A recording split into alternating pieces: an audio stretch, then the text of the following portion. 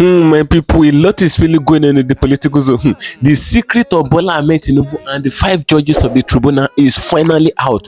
Come and see their yash outside. They made the judgment against Obi in the tribunal, and this have got everyone talking. And why did the judges do this? A lot of people have been saying that it is not the judges that write down the judgment that they read, but the secret of the whole matter is finally out. Tinubu wasn't in court that day. It was only Kashim Shettima that was in court, but the message that Tinubu sent to the judges few hours before they make the ruling have finally come out. It has finally leaked to the general public, and a minister have finally come out to expose everything. I would like guys to stay connected to the end of this video. If you can share it, do it to share to different social media platforms. Let it go viral. And if you can share it, like it, give it a thumb up so that it will be recommended for us. But then stay connected. I'm coming back again. Welcome you back to LAJUPOG TV. I don't have bad news for you today. The home of religious gossip. But you should leave the fight for Mohammed. What is happening in the Christendom? Join now to make sense with LAJUPOG. Hello my great and wonderful viewers, welcome back to Laju TV. For those of you coming across the channel for the very first time, ensure you click the rest of the channel appearing on your video screen, and do well to click the notification bell icon so that whenever we drop a new video you won't miss out. YouTube will easily let you to know. The update I have for you today is still regarding Bola Ahmed Tinubu. We have not rested on Tinubu case until the Supreme Court made their own ruling.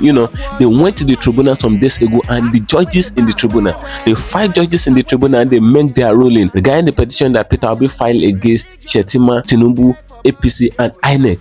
They made their ruling and they throw all the petitions of Peter Obi into the well. The judges sounded as if the petitions that Peter Obi filed against Tinubu and INEC and Shettima, all of that, they see it as a watering evidence. They made it known to the general world that the evidences of Peter Obi, they are watering evidences. So since then, Tinubu have been jubilating.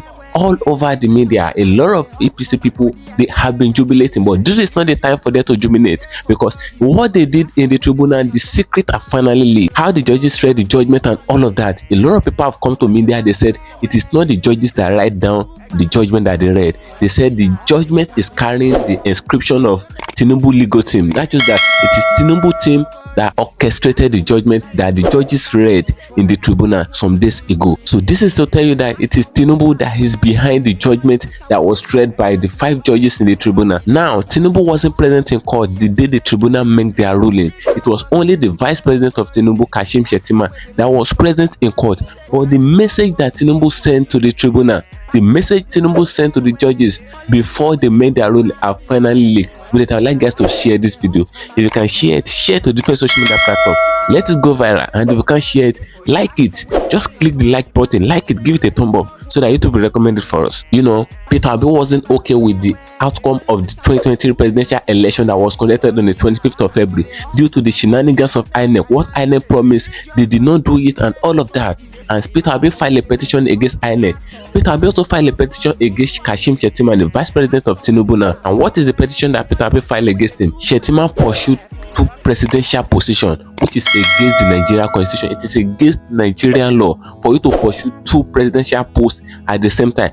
Shettima pursued the House of Senate post, and he pursued the vice president post. So when he noticed that that of the vice president have come in, he neglected the House of Senate own and left it to Akpabio and all of that. And this is against Nigerian constitution. So Peter Obi filed a petition against him. Likewise, Peter Obi filed a petition against APC as a whole, because in course of the election, there were voters intimidation from APC, voters bullying, voter suppression, and all of that. So with everything that APC did, stops coming out in support of APC to make APC to have a very high vote in course of the election, bullying Labour Party people, PDP people, and all of that. With everything that the talks did, it is under the umbrella of APC. Peter Obi filed a petition against APC with that, and likewise Peter Obi filed a petition against Bola Ahmed Tinubu, because the process that brought Tinubu in wasn't the normal process. So Peter Obi is challenging the process, and the drug deal of Tinubu in Chicago and all of that everything that Tinubu did, Peter Obi filed a petition against him. Now, all the petitions that Peter Obi filed against all these people, the 5 judges appear in the tribunal and they made it known to the general public that the evidences that Peter Obi have against all these people, the drug deal of Tinubu in Chicago, they said it is a watering evidence that the evidence cannot even stand. And by so doing, they announced Tinubu as the legitimate president of Nigeria. And even Shettima, the judges made it known to the general public that what Peter Obi filed against Shettima, that it is not like that in the constitution. They tried to amend the constitution in the court, in the tribunal that very day, and they give side to Shettima. They supported Shettima, and so they neglected Peter Obi case in that they throw it away. Likewise, what INEC did in course of the election, the tribunal supported INEC. They made it known to the general public that INEC did their work very well with everything that they did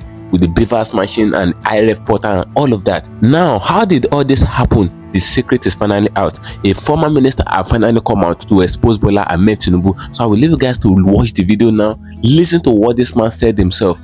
Listen to it carefully. Stay connected to the end of this video, and immediately the man drop his own speech, you will hear what SOWORE said. What is coming to Nigeria? A lot of Nigerians they don't know. We are just living in Nigeria in a dark spot. SOWORE made it known to the general public that this is what Tinubu is planning, and it will surely come. But then stay connected as I show you the 2 videos. I'll come back again.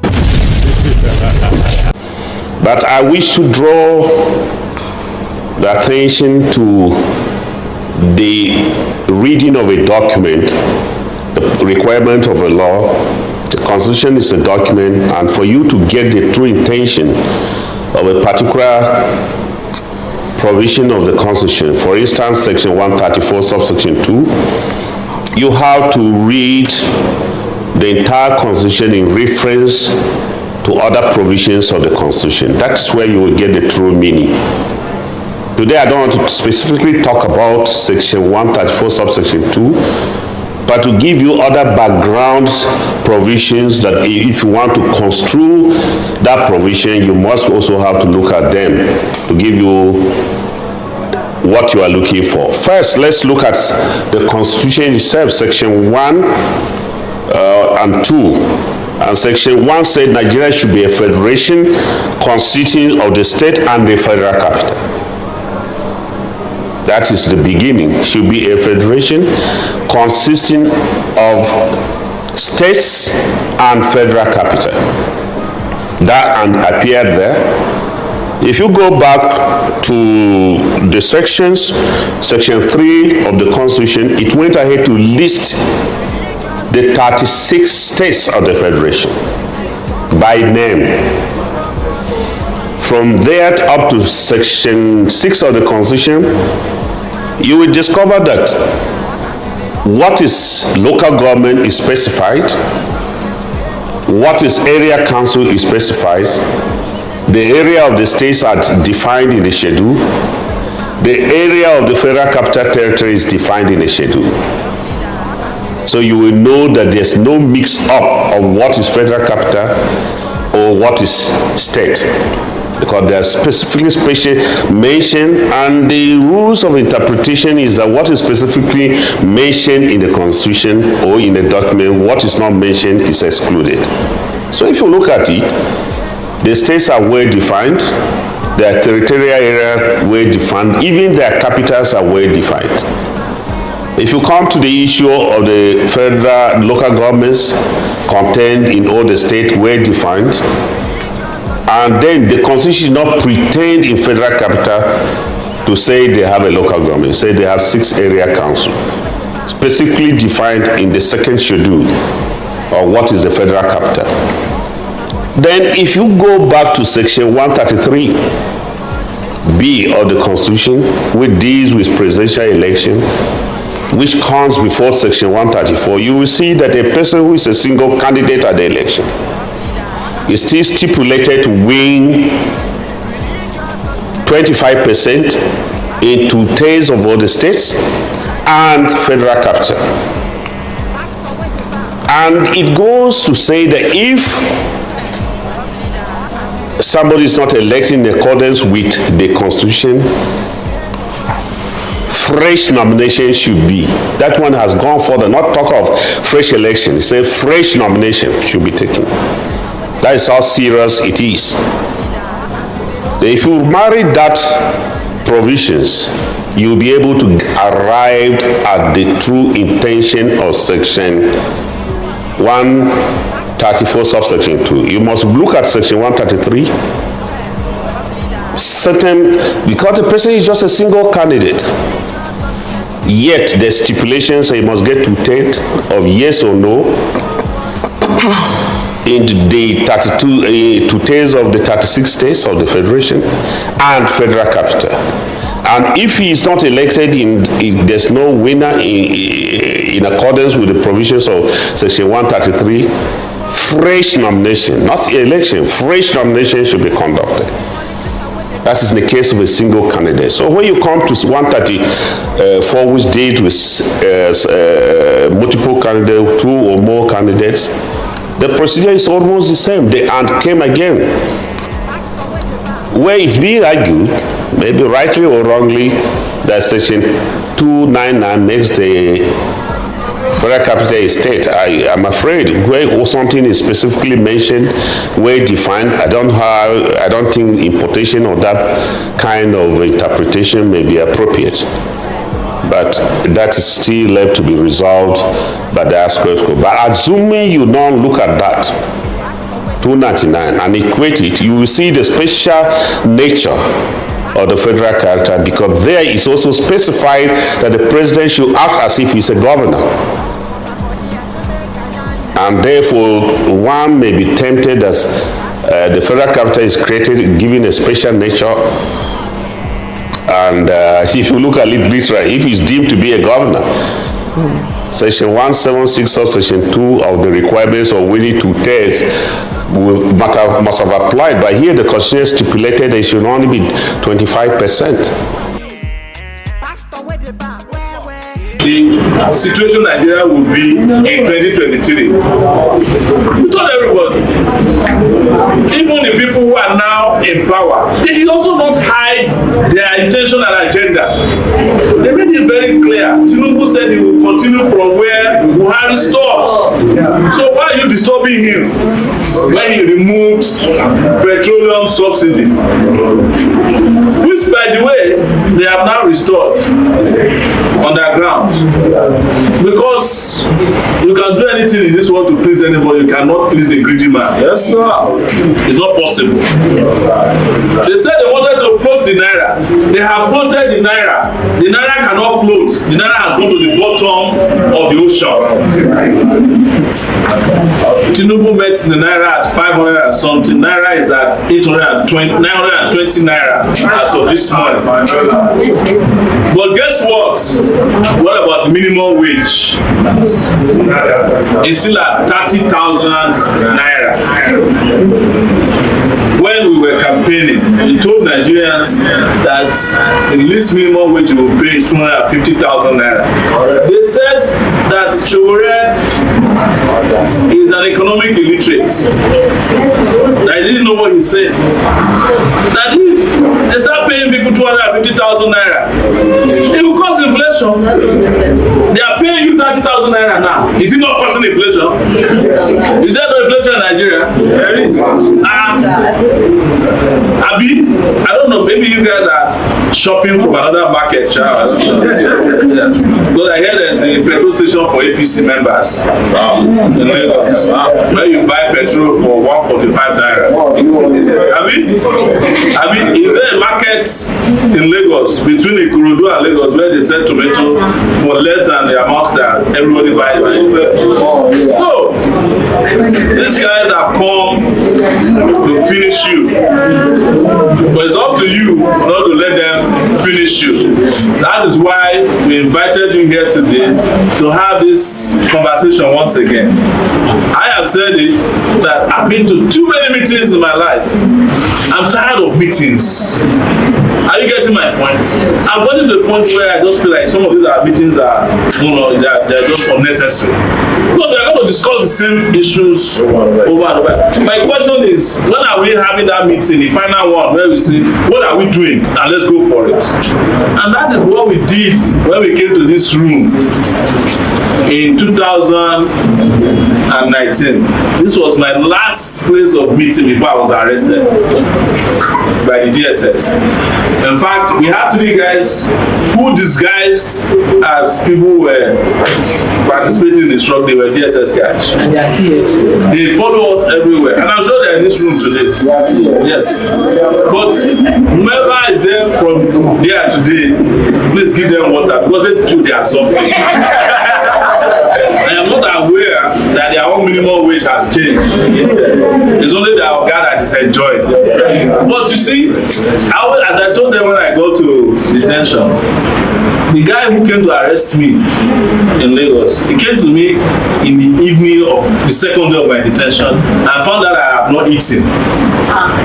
He said, Mr. Shure, let's buy you food. You are going to kill yourself here of hunger. I said to him, I said, you are the one who needs food. He said, no, he's doing well. I said, before you know it, one day will come where this thing you did, you will never be able to. I said, no, I don't have, I'm retiring anyway. I said, when are you retiring? He said, 2024. By 2020, NSAS had come. All of them were running around, hiding under the bridge. Are you getting my point, sir? But the one that they have done now is going to make NSAS look like when Tinubu came to power, I said something in Abuja at a gathering like small few people. I said Tinubu is the one that will make the Nigerian revolution happen. Yes, sir. Yes, he's the one that has been nominated by the forces to come and push Nigerians to a revolution. Yes, it will not stop until there's a revolution. Yes, I'm telling you. I'm not a prophet, but I can see very clearly that something is pushing him, and until that thing pushes him over and the situation cannot be rectified, he will not stop. He will be moving from mistake to mistake because he has been designed by arrogance and ignorance as well, not to understand where the country is. They don't get it that there's less traffic in Lagos, not because of last man, but because people don't have money to get out of their houses. They don't understand it. In fact, they are celebrating it that Lagos traffic has. But what they must understand about revolutions is that you can do everything to a people before the revolution happens. You can beat them, you can increase school fees, you can kidnap their children. But the moment you mess with food, you are getting there. Nobody reminds anybody of a revolution than a hungry person. And there's a huge population of hungry Nigerians now. And when hunger is mixed with anger, then nobody can stop it. But for the elites, there's also something they never see. Everywhere there's a revolution, the elites of those countries are always at the place enjoying themselves, saying the people cannot do anything. That's where we are. They are saying it now amongst themselves. They man down alone. Don't mind them. They are not able to do anything. You bring judgments, that's what they can do. And then the people you say cannot do anything, when they start doing something, you will discover that the elites are very few. You will suddenly discover that 350 policemen are not up to 1 million people that are hungry. And the 350 policemen, you discover that 150,000 of them are also angry with you. Because they are the ones guarding you and you will be throwing spoiled food outside that have not eaten from morning till night. They are collecting 75,000 naira. They are borrowing money to protect you, and they are the ones who escort your dollars to where you hide them. Thank you for staying connected, my great and wonderful viewers. You can hear what that ex-minister of justice said. That man said it all. That man interpreted the law that the tribunal judges were paraphrasing on, that they were just touching on the air, rubbing it on head. The man breaks it down. The tribunal judges have betrayed Nigerians. They have betrayed the trust of Nigerians to the judiciary. You know, Obi came out after the election. He said nobody should move out to cause any riot. Nobody should move out to protest or all of that. No obedient to enter street to protest, because he knows the gravity, know what the federal government is capable of doing. Common peaceful protest, they will turn into another thing and they will implicate people. Obi know this thing. That is why he stopped all obedient from protesting. They said they believe so well in the judiciary, but this is the judiciary that Obi believed in. This is what the judiciary can offer. This is what they offer for us. Obi said when he was still the former governor of Anambra State that the judiciary worked in his favor. It is not the former judiciary that is present in Nigeria again. The former judiciary is no more there. This is another judiciary that is being controlled by a body. This is where the issue is coming from. It is not that the 5 judges did not know what to do, but someone is controlling them. Some forces are controlling the judges in the tribunal. You know, before they made their ruling, Tinubu came out. He said if they should try to remove him, if the judges try to remove him in the presidential seat, that there will be anarchy in Nigeria. Don't forget that statement. Tinubu made that statement to the general public and everyone heard it, and this is what the tribunal obeyed.